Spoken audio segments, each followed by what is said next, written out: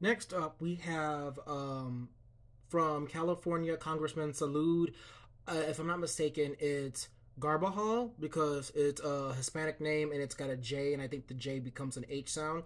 If I am saying that incorrectly, it would probably be Garbajal, but I don't think that's how it's pronounced. Anyway, he's California's 24th district representative. His major controversy, I wouldn't even call it a controversy because there were a lot of people at the time who overreacted. I'm not going to sympathize with them. All I'm stating is that when there was an attack done by Hamas to Israel, he took Israel's side and he voiced that vocally and publicly, and his constituents weren't having that.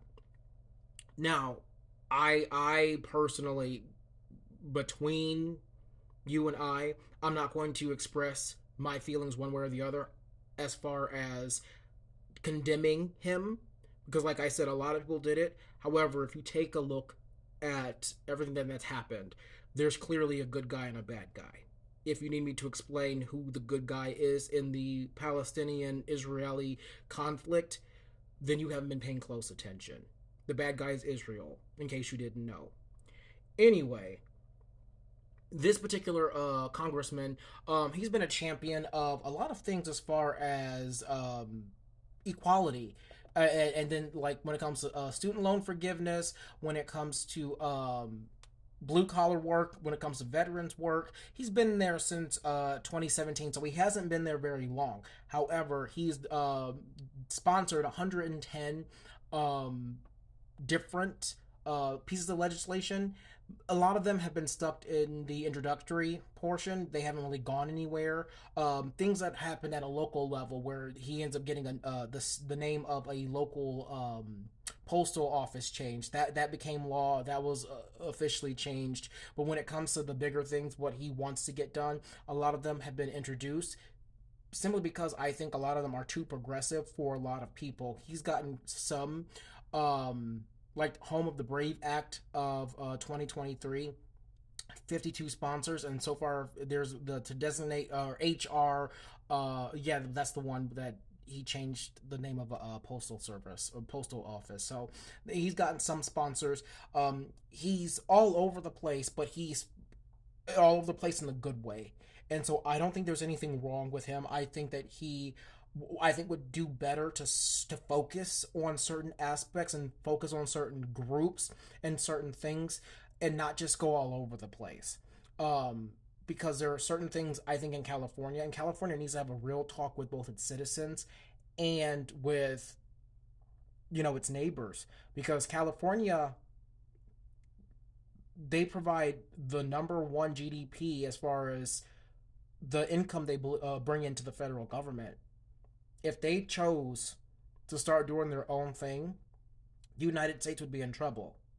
If California decided to secede, they could have Mexico and they could have Canada.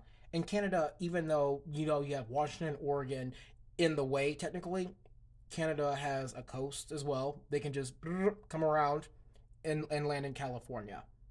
So I think that there should be a big focus from Californians to put pressure on their representatives, to put pressure on the federal government, because unlike some of the other states, California isn't landlocked. They have the ocean that they can get anything and everything they needed if they so chose.